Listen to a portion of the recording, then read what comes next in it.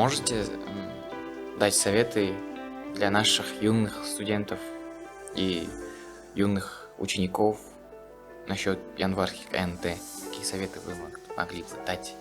Ну, самое банальное, но это реально важно не волноваться. Потому что считайте, что это просто пробное тестирование, как у нас в iPlus проводится каждый месяц.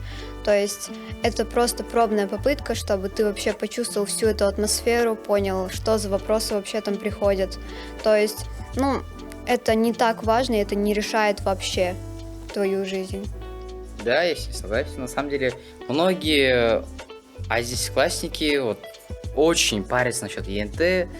Я бы хотел кратко сказать, ЕНТ это не приговор, ЕНТ это возможность.